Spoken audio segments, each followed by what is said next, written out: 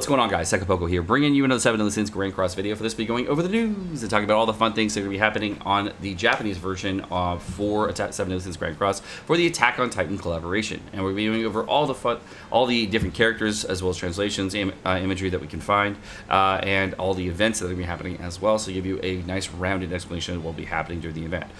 There are some different QL changes that will be happening during the event, as well as a brand new world boss. And I'll be explaining how the world boss actually works, so you can kind of prepare for world bosses on Global, which will happen sometime in the near future, hopefully, because they will be like a nice little mechanic that you'll have in there. There's also possibly a new game mode. I'm not actually sure about that, as well as a new transformation system that's going to be added to the game. So guys, without further ado, let's go ahead and jump right into it.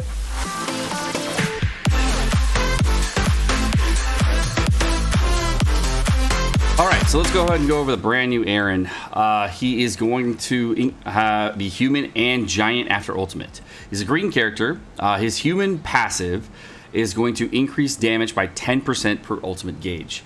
This is a brand new passive, I think. I don't think anybody else in the game has this. The only character that I can think of has something similar is Vivian's passive, who gives 8% attack per ultimate gauge herself. This is actually 10% damage, which is actually different. Don't know if they're going to be very similar, or that Vivian's going to get buff or whatnot. The giant passive ability is going to ultimate skill disables skills and will not work when Eren is in giant form. So you will basically put up a debuff skill on all enemies while he's in giant form, so no ultimates can be used. Huh. I wonder if you can cleanse that. I hope you can cleanse that. Imagine if you couldn't cleanse it at all. That would be OP. Anyways, next up we have the first skill, which is going to do 500% attack to a single target, as well as increase ultimate skills by 2. This is the same as Escanor's rank skill 1 ability. It's going to do skill Ikimos, basically, for this. So that's the same skill as that. Full breakdown on that. Second skill is do 180% of damage to all enemies and disable ultimate skills for 2 turns. The only thing that I can think of for this is Milim. I don't know of anybody else who does 180% attack to all enemies and disable ultimate skills for 2 turns besides Milim. And all enemies. I think there might have come out somebody recently that does something similar, but this reminds me very, very heavily of Milim's second ability. And they might do something different here. I don't remember. All right. First, ultimate is going to be for 1 of 6, turns into a giant for 5 turns and increases attack and defense and HP related stats. Oh shit! All related stats by 10%, going up to 35%, and reduce all enemies' attack related stats by 30% for 1 turn. Giant form changes to a different form, causing you to remove all sealed skills. So any attack skills and debuff skills are all removed. When he's in giant form, he has a completely different skill set. As you can see here, he deals 450% amplify damage to a single enemy. So this is going to be the same as blue Lizhawk or red Escanor. So he's basically green Escanor turning into red Escanor kind of thing right here. So that's kind of cool. The second skill is going to be 250% damage to all enemies and reduce ultimate skills by 3. So this is going to be the same as Lilia, Blue Lilia. So this is going to be the same as Blue Lilia, and if I can read this correctly, what's her name? Elaine. So that's going to be the same ultimate gauge rollback as those 2 characters, and it looks like he's going to have the same ultimate as Escanor, but now he's going to have increased HP related stats and all that stuff. What I think is really interesting about this character is I don't see this character being an insane PvP character. Reason being is his first ability and his first ultimate and second ultimate, they're not game-changing ultimates for PvP. You could use this character potentially in PvP, however, I don't know if this will be a really big game changer in PvP.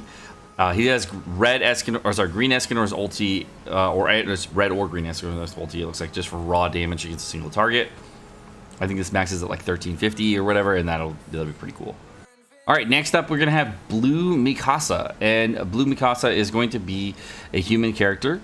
She's going to have a passive ability that if your ally has been damaged, increase Mikasa skills by 3% per damage heroes, up to 30%, looks like. The character that has a very similar ability to this Mikasa is going to, or Mikasa, or whatever, how you want to pronounce it. I'm like middle with my copy. Don't at me on pronunciations. For Mikasa, it's going to be 30% of total attack. It's very, very similar to Benimaru.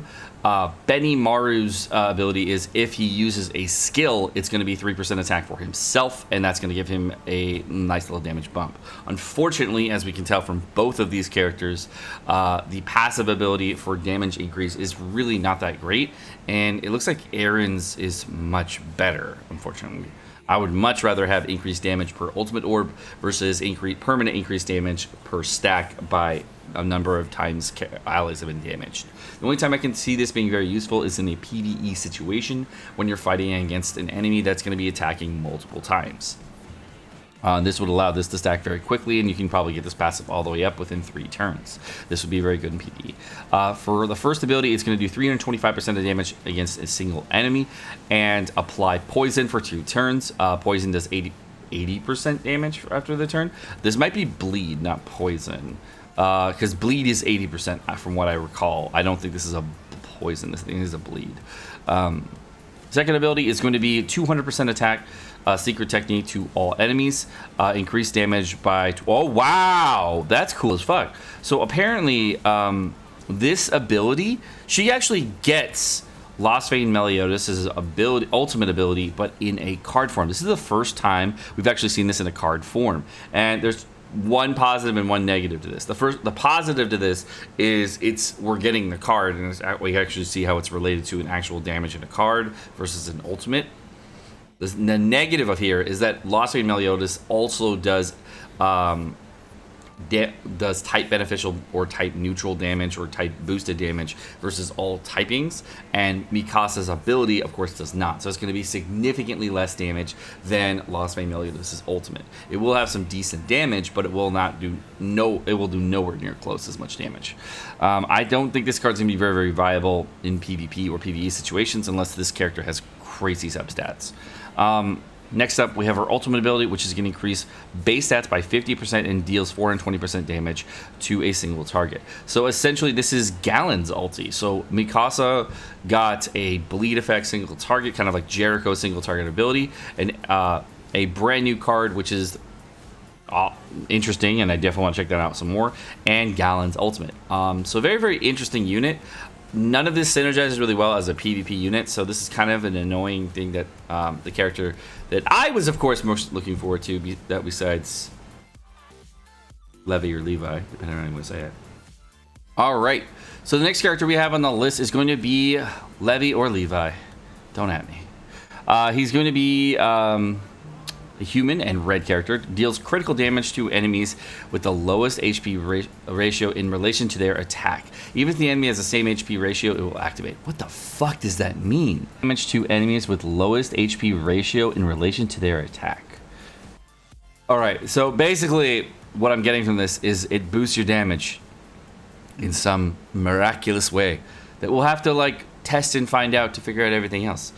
I do not understand this. First ability is going to be 400% damage to a single target enemy and does spike damage, same as Zeldris.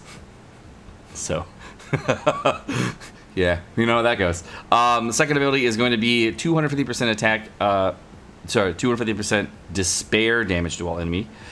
This will heal. Despair heals 15% when a critical hit occurs. Oh, wait, is this motherfucker? This actually is the exact same thing as Zeldris. The fuck? This is actually the same character as Zeldris. This is actually Blue Zeldris. Like, these are the same cards, except now he's red instead of blue. Okay, that's kind of weird. Removes buff and stances and deals 630% damage to a single target enemy. I'm hoping he has like 150% critical chance or some bullshit like that, you know? But, yeah, so there's 2 problems with Blue Zeldris. The first is that he only has 1 hit on each of his abilities, so it makes it seem like he hits a lot less, and that's why when you use the red Zeldris, it seems like he crits a lot more. So if this red Levi or Levi actually have more actual hits in his attack animation, then he's gonna do feel like he crits more than Blue Zeldris. But you know, if he doesn't have at least 80% critical chance, fuck that. SR Eren, I don't really have a perfect translation for this, but I tried. It looks like this character has a 500% increased attack, so 5% attack damage modifier. I don't know what the modifier is in the first card. Second ability is going to be a buff card, just like Derriere. So it's going to do 50% of all base stats and then give you a void. So it's going to be the same buff as Red Derriere. Rank 1 is just a buff. Rank 2 is a buff and a void. Rank 3 is a buff, a bigger buff. And it's 1, 2, or 3 turns. Sorry, it's 2, 2, and then 3 turns on the ranks.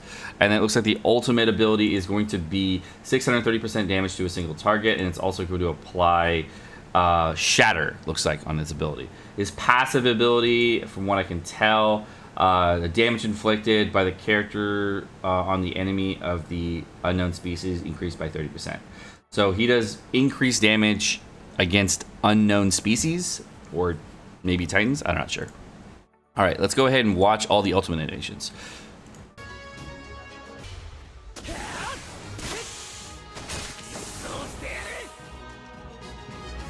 These ultimates are so short. All right, Blue SSR Eren.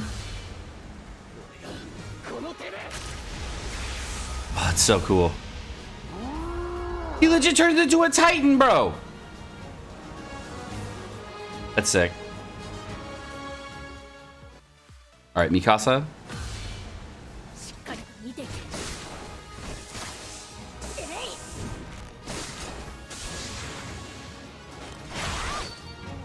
Oh, she looks awesome.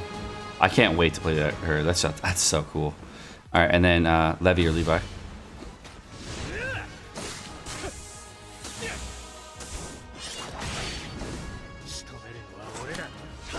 Yeah, he's the best. Holy shit, is he the best?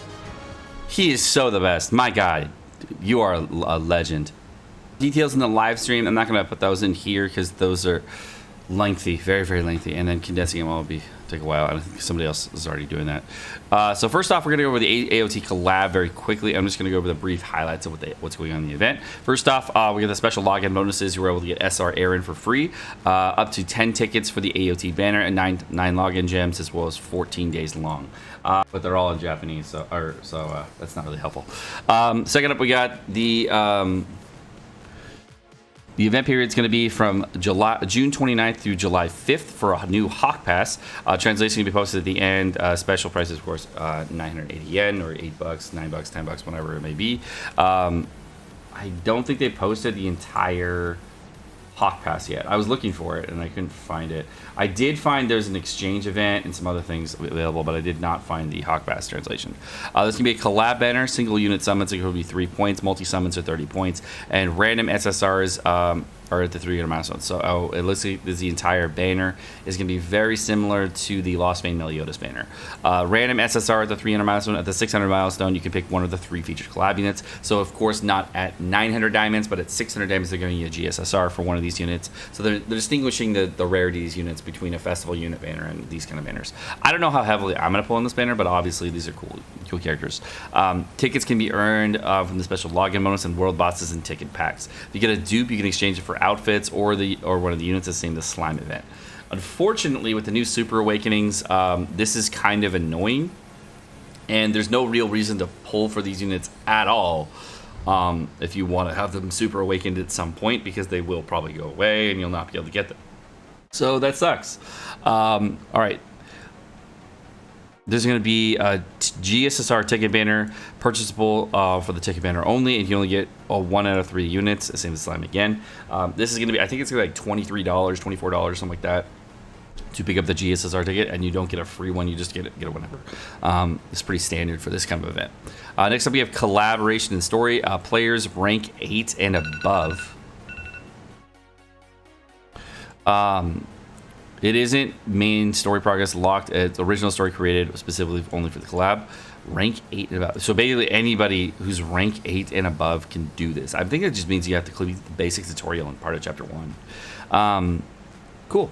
All right, so this is gonna be a world boss. It's the same concept as the last one. They do have some imagery as well as some visuals and stuff in this live stream right here. I'll have a link to the live stream so you can go and check out the live stream fight. It's near the end, but it is kind of cool. I don't want to spoil it for you if you don't want to have it spoiled in here because it is cool and I don't want to ruin that for people. Yep. The same as the last one. Tickets from the boss and free stages. So if you didn't know, these giant bosses are very, very different than most of the other bosses that we have in the game. So the first thing is we're going to go into this type of event here, and with this event we'll be able to just go in to fight in a giant titan here.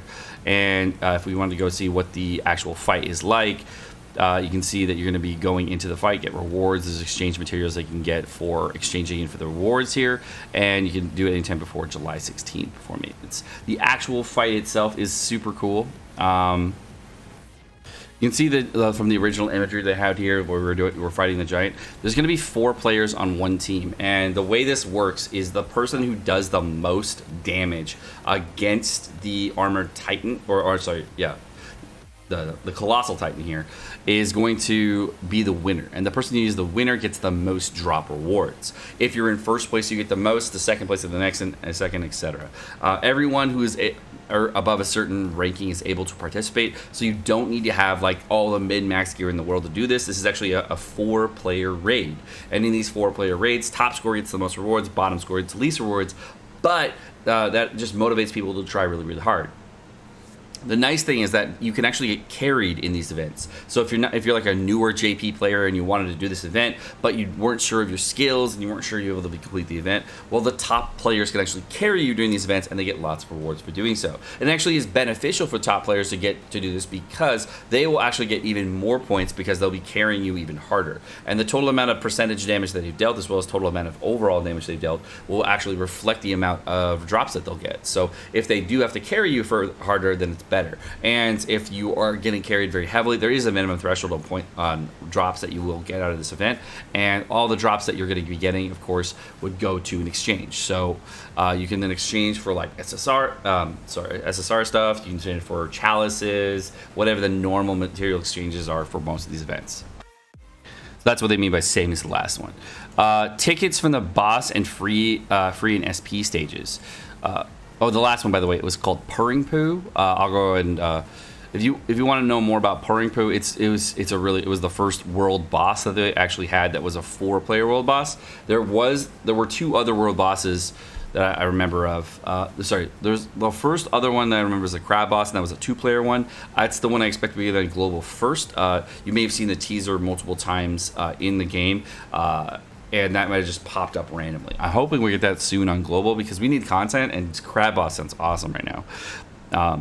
Tickets from the boss and free stages and SP stages, great. You have your own exchange shop. So the way this works is for the tickets is you have to collect the tickets, and the tickets will actually allow you to do the world boss. If you don't have enough tickets from doing bosses, free stages, and SP stages, you will not actually be able to spawn the demon in general. So it's actually way different than you think. You can only get a demon from a friend or any random invite, or you can spawn them by using these tickets to spawn them.